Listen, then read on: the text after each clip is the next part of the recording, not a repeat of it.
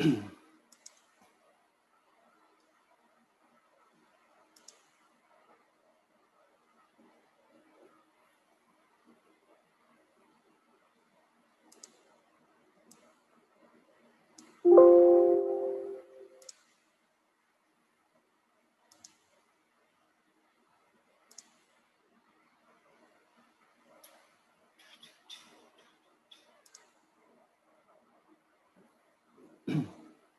guys, just checking in. I missed Matt there. Can you hear me okay?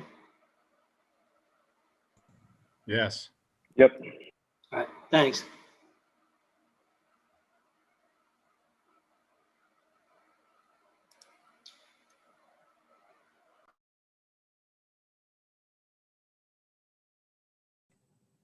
Can you hear me, Steve?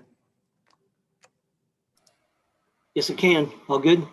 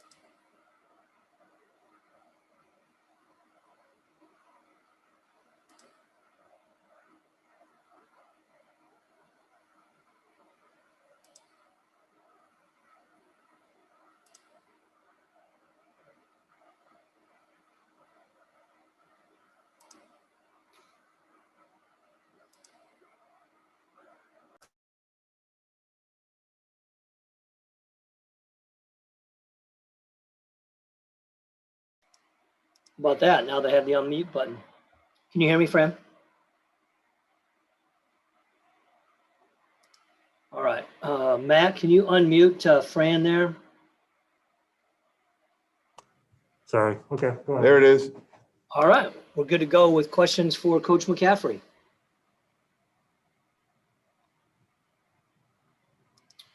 And our first question comes from Chad Leistico. Hey, Coach. Okay. When you look at, I guess when you look at Michigan State, what reasons can you point to why they, after a 2-6 start, and how do you kind of guard your guys against any complacency against these guys? I know they won't have it, but just curious what your thoughts are. Yeah, they when you look at them, I mean, they have a really good roster. We have utmost respect for them. They beat us last year. They typically, win and compete hard. They're going to defend. They're going to rebound. And they just didn't shoot it well last couple games. I don't think it's something that will continue for them. And they've got good shooters. They just didn't shoot it well. And I think our guys are smart enough to understand, they're not making as many shots. I mean, I think you look at yesterday's game. Thought Ohio State played really well, defended well, but they had some clean looks that didn't go in. They missed some free throws. So, our guys will be ready. Adam Jardy from Columbus Dispatch, go ahead. Fran, as you enter a week where you've got such a quick turnaround in between games, I know every coach kind of handles this stuff differently, but how do you try to prepare for the one that's right in front of you while also preparing for the one that's right behind it there in Ohio State? Yeah, well, we'll just prepare for Michigan State, and then we'll move on to the next game. So even though it's a short turnaround, we won't change anything there.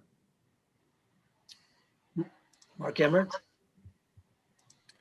Yeah, Fran, I was curious, the lineup you used with Keegan at the 4 and Connor at the 2, I guess, what was the thought behind that, and how'd you like it? I thought it was really good. I thought Keegan performed extremely well. He made some mistakes, as you would have expected. But he's a guy that learns quickly. I think it was good for him to be in that role. And I thought it was important to bring Jack off the bench. He was spectacular.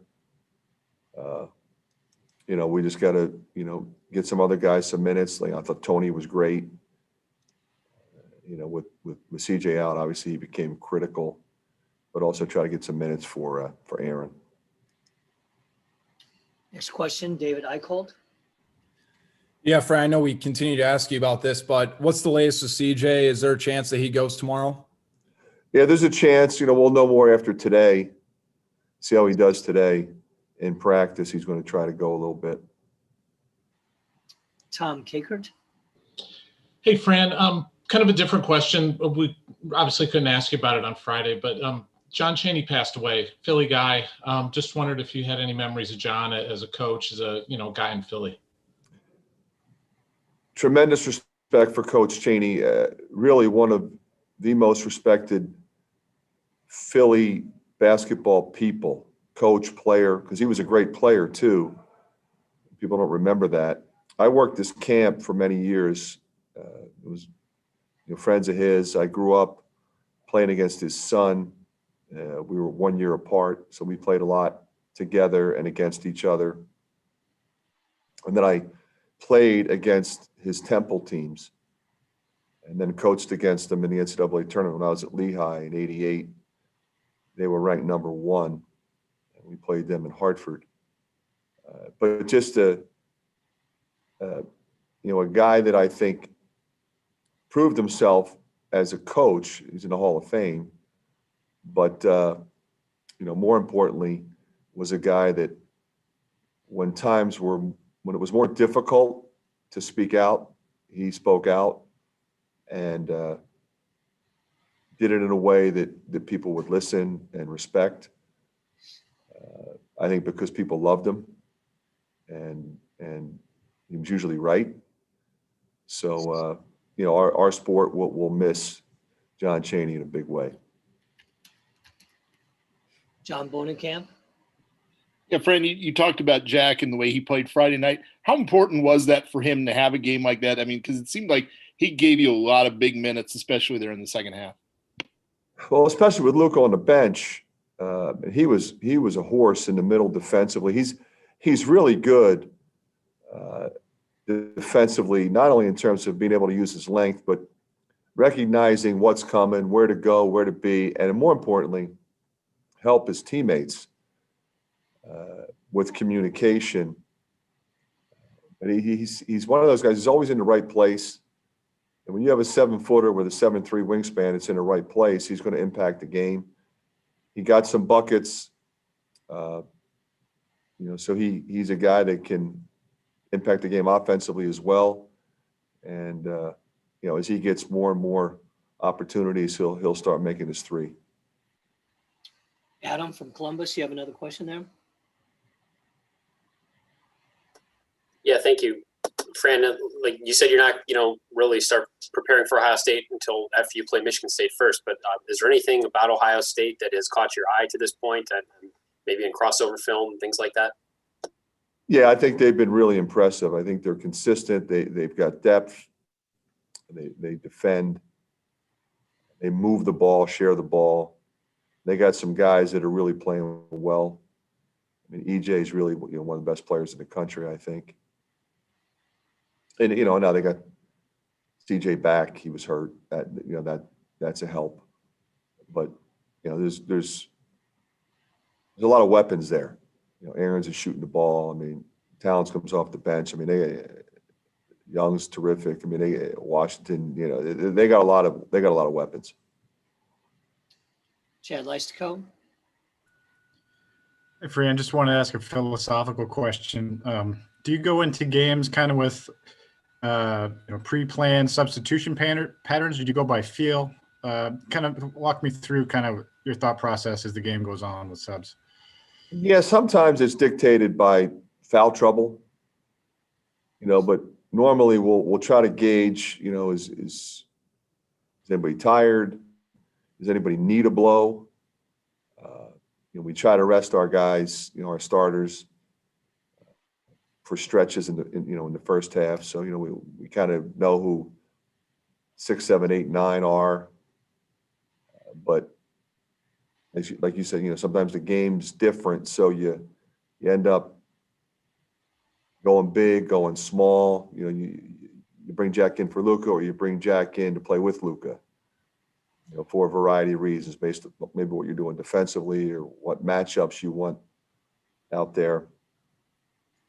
So, the guys that have earned, the immediate minutes coming off the bench have consistently, was obviously Keegan, Patrick, Jack, and Joe Toussaint.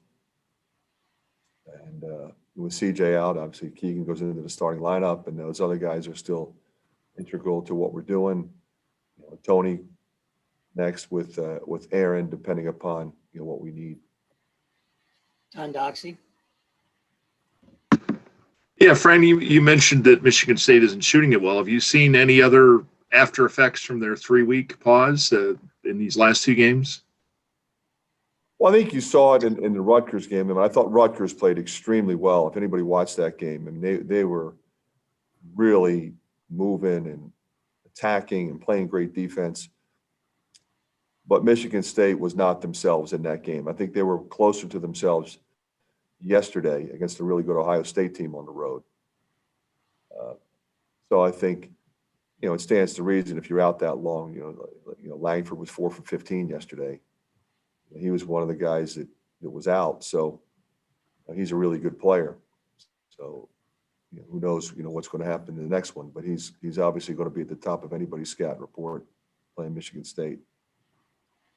Scott Docterman. Yeah, Fran, you look at some of the teams that have had pauses. Michigan State still has, I think, 12 games to make up. Michigan has 11, Nebraska 15.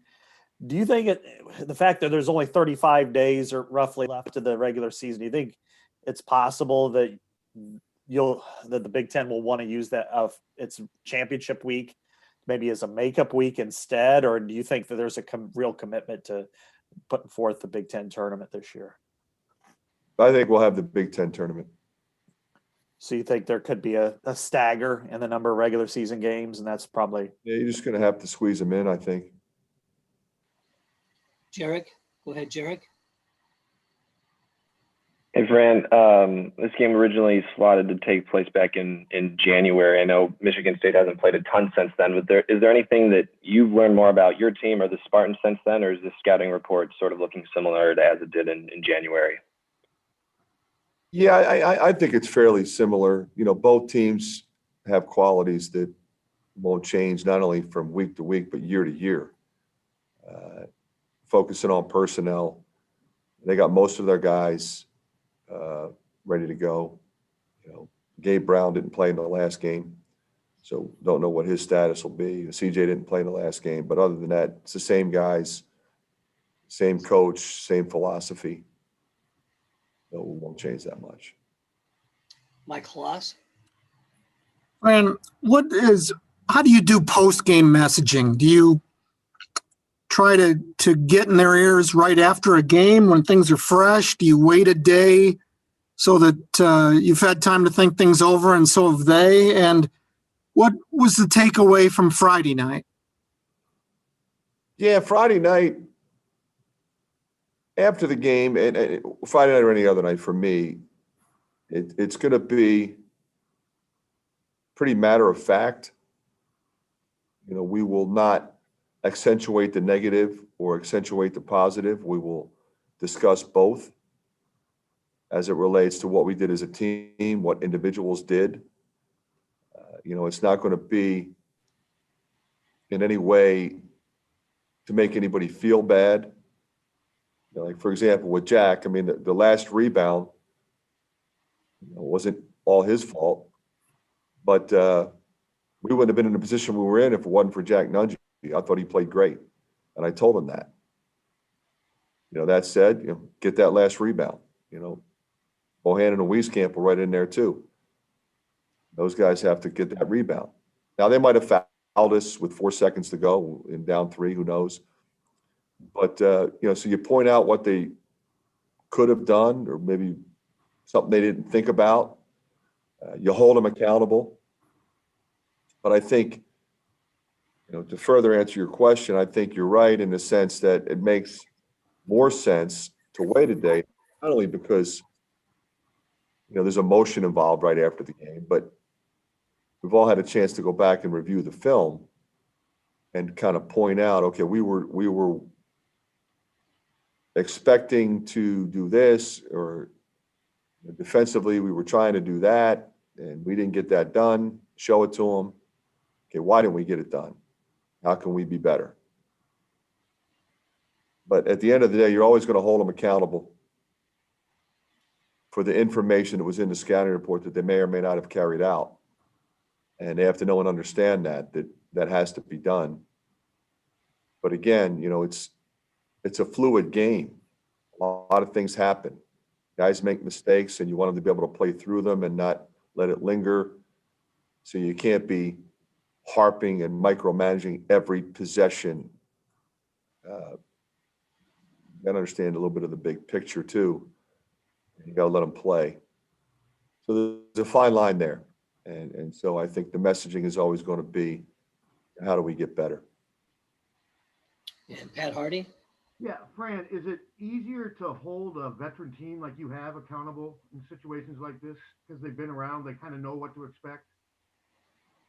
I think it is, Pat, and I also think it's easier for them to hold each other accountable, because I think that's important as well. So I'm not the only one that's feeding them information. They have to not only hold each other accountable after the game, but during the game, as the game is progressing. If somebody doesn't run back on defense, or somebody doesn't recognize the intricacies of the scouting report and makes a mistake or two, because we all know that, one mistake can't become 3 or 4.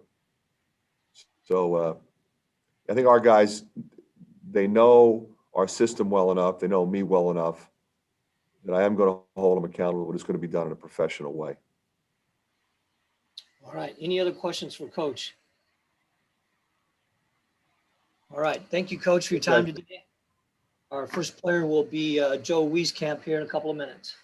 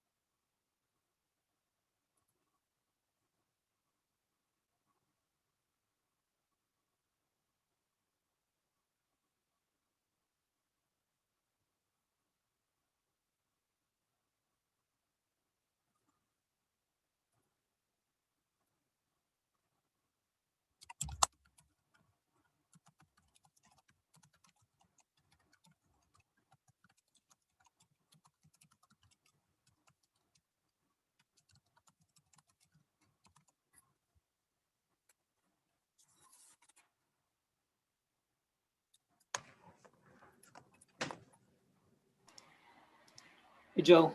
Good afternoon. Hear me okay? Yeah, I can hear you. All right. Get right to questions for Joe Wieskamp. Go ahead, Tom Kakert.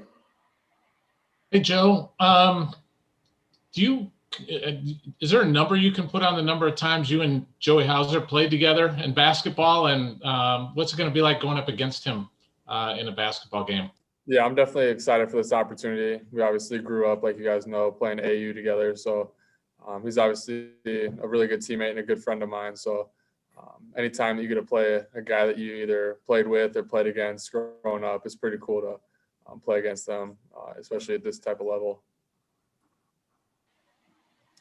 The questions for Joe? Go ahead, David.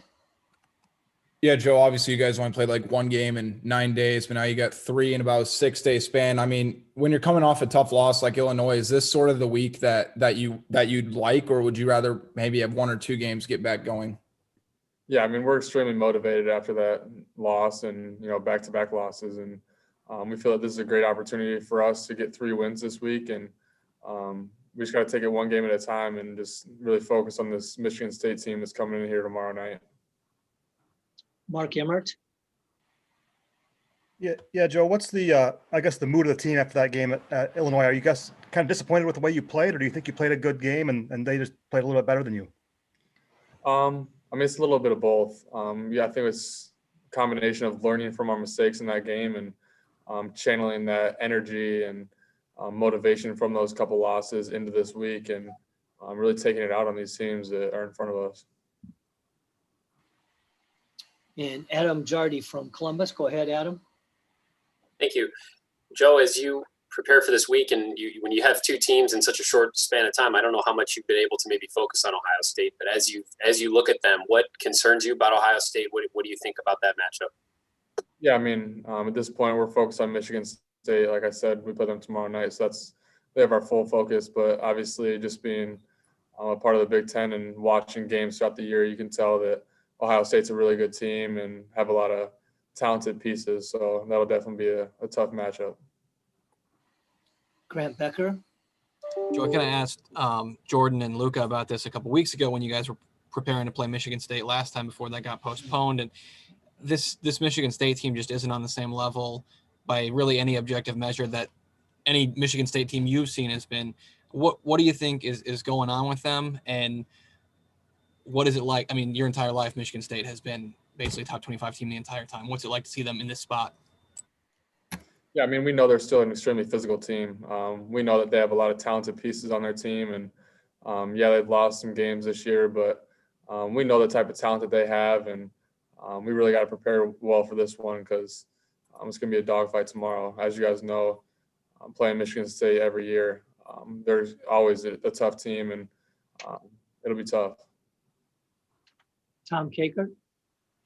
Joe, a couple of weeks ago, you had a little down stretch and you kind of took it out in practice. Did you see that yesterday from almost the entire team, that everybody's just kind of, for lack of a better word, ticked off? Yeah, I would say so. I think we had one of our better practices of the season yesterday, and that has to carry over today as well in preparation for this big week ahead. And I think just focusing on learning from our mistakes and really applying those into practice, I think it will help us translate well into games. Anything else for Joe? All right. Thanks, everyone. Thanks, Joe, for your time today. Thank you.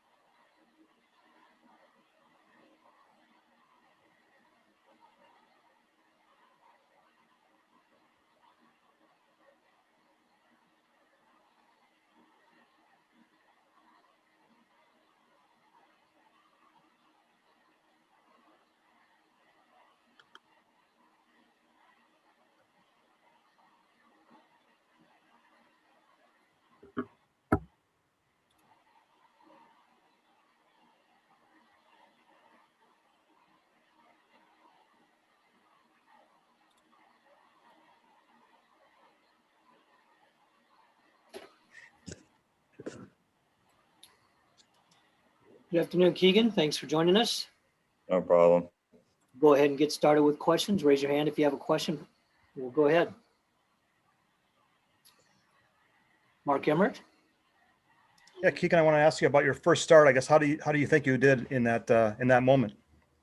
Yeah, first start, I mean, is obviously something that you look forward to, playing college basketball, starting at any level of basketball, D1, D3, D2, NAI, JUCO, whatever. But at the end of the day, we didn't win. We didn't get the win that we wanted to in the rivalry game.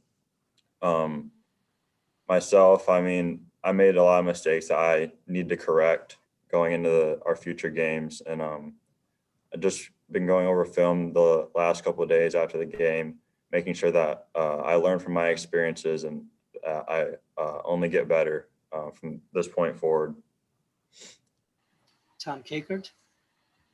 Keegan, the other night, or the other day, I think Fran said something about you sometimes are almost too hard on yourself. Do you have to learn? Does he talk to you about that? And do you have to kind of learn not to be as hard on yourself? Yeah, I mean, he's really honest with me about what I need to work on, what I need to make our team succeed. And I just feel like I put pressure on myself that I feel like I need to put on myself just to be successful at this level. Sometimes that can be good or bad. But at the end of the day, he understands that he believes in me, that whatever I do on the court, we'll learn from it, move on, and just get better each and every day. Chad Leistikow. Hey, Keegan.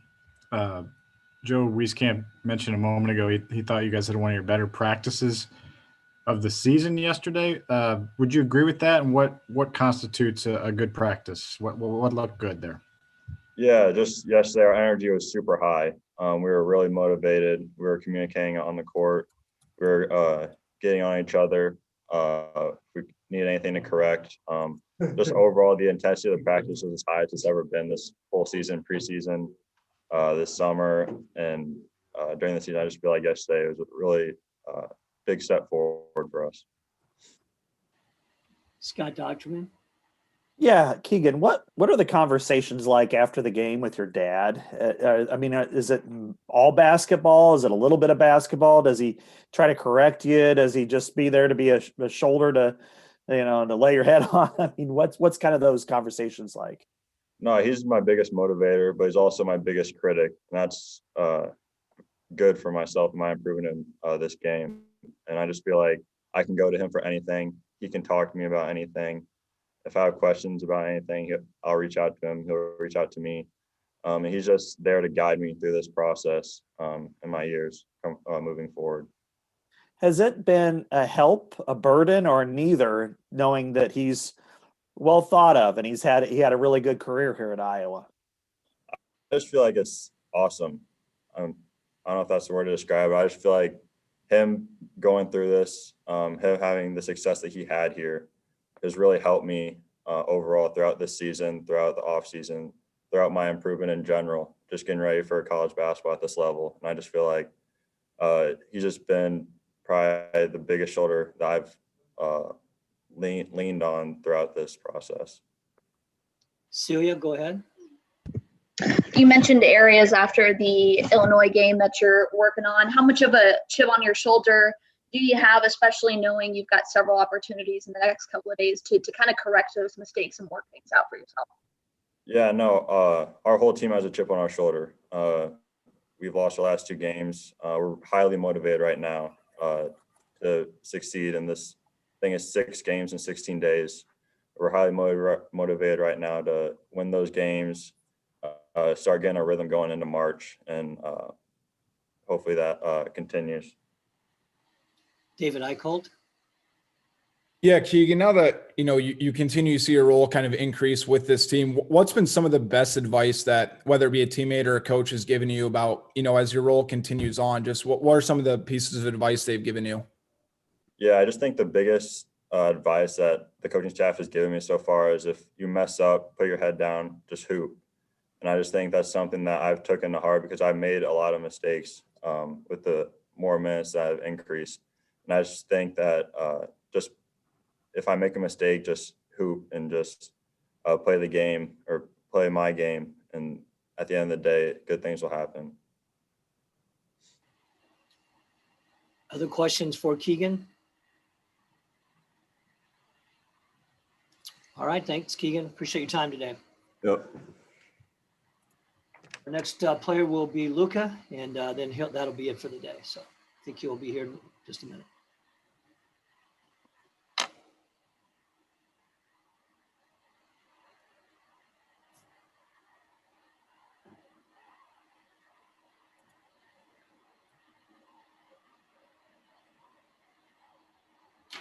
Hey, Luca, thanks for joining us.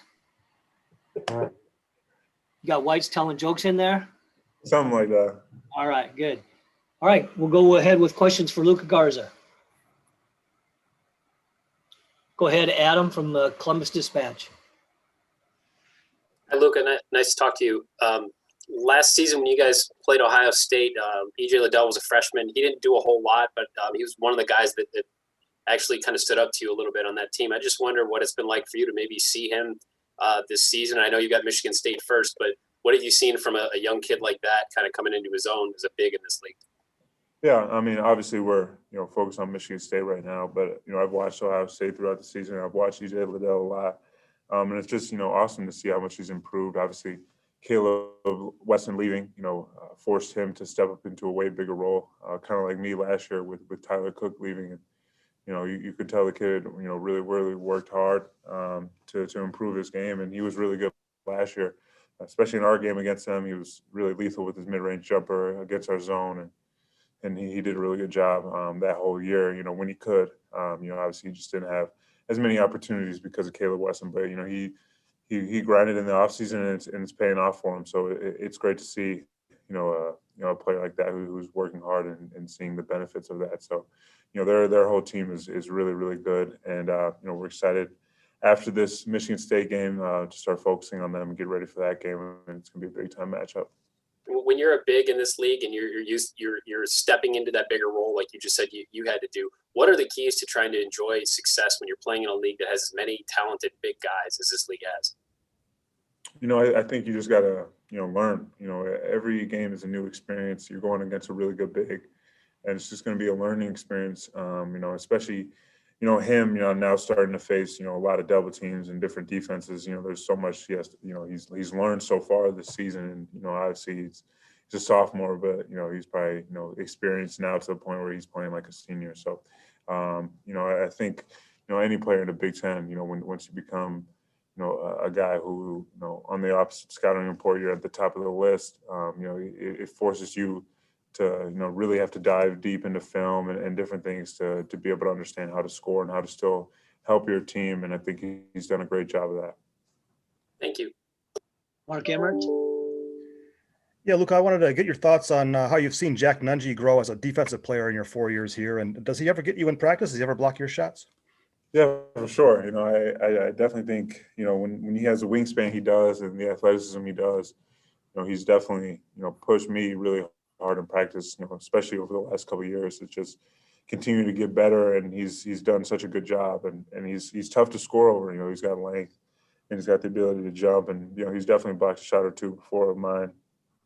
But, obviously, I know how to counteract that and use shot fakes or whatever, but he's forced me to, really improve and get better. And so, it's really, I'm lucky because, when you go to practice and you're facing, the type of big that you're going to face on the court in the Big Ten, it's just, it's awesome. And it helps you, forces you to really, work hard and get better. So he's done that for me, my whole career here. But, I think he's always been a guy who has that, length and athleticism. I think he's really starting to put it together in terms of just on the court, knowing what to do and really, doing a great job. Obviously, with a couple of years not being able to, see a whole season through, I'm really excited for him and he's getting better and better. And he's still, I've watched him in practice for a couple of years. He still has not, shown everything he has, and he will. And I'm excited for that moment to come because he's one of the better players in this league, and I honestly think that. Tom Kakert. Luke, we were talking to Joe and to Keegan, and they both said that yesterday's practice was as intense as they've had at Iowa.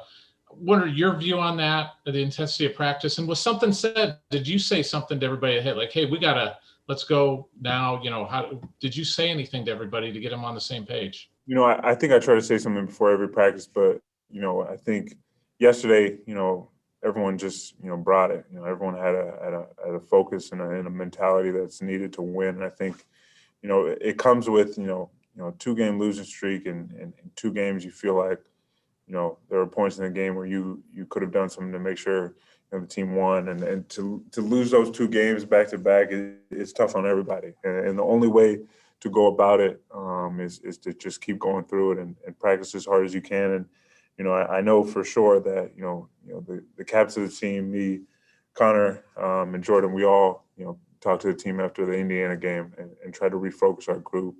And obviously, we weren't able to win the Illinois game, but I was just really proud of everybody yesterday in practice. And like they said, it was a really intense practice. Especially our defense. Just we were really doing a good job in different areas that we didn't do such a great job at Illinois or against Indiana. So it's good to see our group be able to go out there and do the things we want to do, and we need to translate that to the court. John Bonekamp. You got 3 games between tomorrow and Sunday. What's it like for a player, and do you guys like to have that kind of schedule, do you think? Yeah, I love that. I would play every day if I could, and so I'm excited that we get to play a lot of games in a row. Obviously, having Indiana and Illinois be 8 days apart was a little tough. Just waiting for the game. So we're excited for the stretch. We know it's a huge stretch for our team. So we know we need to be focused and locked in, and take care of our bodies and make sure that we're healthy going forward. But I think this is a key stretch for us, and I think every basketball player loves to play. So when you have a stretch like this with a couple games in a row, it's a lot of fun. It's more fun to play than be sitting on the couch watching other teams play. So we're really excited. Chad Leistko. Hey, Luke, I remember talking to you after the game up in East Lansing last year. I think I don't know how many times you had to crash to the floor in that one, but do you remember that being one of the more physical games you've encountered? And do you kind of expect more of the same whenever you face the Spartans? Definitely. I think, whenever you play Michigan State, it's a different type of game. It's a very physical matchup. Both teams, just we play physical, we play tough, and it's a war in the paint. And it's just Big Ten basketball, and that's what Michigan State represents. So last year was obviously a battle, and we played really, really good for some stretches there. And the league got away from us. We weren't able to close that one out, and that hurts. But we understand what we're going into with this game. We know how we have to bring it and how physical we have to be, and how well we have to rebound. Because this is a team that prides himself on being the tougher team. We got to make sure we don't let that happen. But obviously, last year, they were really physical on me, double teaming me, triple teaming me, doing whatever, making me play in a crowd. And I think for stretches I was really good, and some stretches I wasn't. And so I know this is a game that they're going to bring that type of pressure towards me. So I'm ready for anything. I've worked on my game a lot and gotten even stronger than I was last year. So I'm definitely prepared for this matchup. Yeah. Grant Becker. Luka, we talked about this a couple weeks ago when you guys were preparing for Michigan State the first time, but obviously they came off a pause now. They've had another tough couple losses, but they haven't missed the tournament since the late 90s. Right now they're in position to miss it. What is the difference with this team? And do you feel like maybe there's going to be a sense of desperation from them the rest of the way because they've got a lot of work to do to get themselves into March Madness? Yeah, no, I think every team in our league still knows that Michigan State is one of the best teams in the country. They've had a couple games that haven't gone their way. They've had a couple games where they didn't shoot the ball well or whatever the case may be. But we all know what Michigan State is, and they're one of the best teams in this league, no matter what their record says. So we know it's going to be a big challenge for us to be able to stop this team and make sure that we can score on their defense. It's it's gonna be tough. But you know, our team is ready for the challenge, and we're excited about the matchup. But this team, you know, is just as good as all the other teams. You know, they've just, you know, they've missed a couple opportunities and had some, you know, bad bounces or whatever the case may be. But you know, I think, you know, they'll get it going at some point. We just, you know, we're trying to make sure that it's not tomorrow. Tom Kakert. We were early in your career, you were pretty tough on yourself at times, and you still are. You push yourself and you're critical of yourself. Fran was talking about Keegan Murray doing the same thing. How do you help him with that kind of processing, how not to be too critical of yourself and kind of how to improve? Definitely. You know, I think I try to help anybody on the team where I see that happening. You know, I think, you know, even Tony Perkins was kind of struggling after the Indiana game. You know, he was in there for a little bit and he was worried after the game. So, you know, I've talked to multiple people and especially the young guys. It's just, you know, they got to understand when they're in there, you can't be worried about anything, just playing, you know, being yourself and doing what, you know, what coach recruited you to do. You know, just play basketball and do your thing. You can't go out there, you know, thinking about anything else. You can't, you know, not be in the moment. And, you know, that's something, you know, I struggled with when I was younger. So, you know, I've definitely tried to help these guys as much as I can and make sure they know that, you know, if you go out there and play hard, you know, that's all you can do. So you can't control anything else that happens. Just play as hard as you can for the time that you're out there. And I think, you know, Keegan, you know, is tough on himself, but he's been tremendous for us this year. And he's going to continue to be, you know, really, really good, and he's going to get even better. And I think, you know, he's just, you know, growing with more experiences of playing in this league. And you know, obviously he's shifted his role when CJ went out and into playing, you know, 31 minutes at Illinois in a game like that. It's impressive to say the least. So, you know, we're excited, you know, for him, and then he's going to continue to, you know, go forward. But, you know, that mindset is a mindset you need. You know, you need to be, you know, if you're critical of yourself, you know, that's good. You know, you need to learn not to be too hard on yourself, but it's good that, you know, it's a good sign that, you know, he does think that. Mike Kloss. Luka, Michigan State's owned you guys. It goes back a long ways. I mean, without injecting personality into it, how much would you just like to drill them? You know, I think, you know, no matter, you know, what happens, you know, we just want to win, no matter what the score is. You know, I've never beaten Michigan State in my career here, so it's the only team left in the Big Ten that I haven't beat. So, you know, we're motivated for this game. You know, we get to play them twice, and you know, we're highly focused. But we know that, you know, this team is not a team that's just going to roll over, and they're going to continue to get back up and throw punches. And, you know, when you have a team coached by, you know, Tom Izzo, that's what they're going to do. They're going to play tough. They're going to play hard and make it hard on everybody they play. They won't go away. And, you know, I think, I think a lot of people are, you know, still are, you know, doubting them, and I think they're going to get it going. But like I said, we just hope we're going to make sure it's not tomorrow. Any other questions for Luka? All right. Thanks, Luka. Thanks, everyone. Talk to you Tuesday night.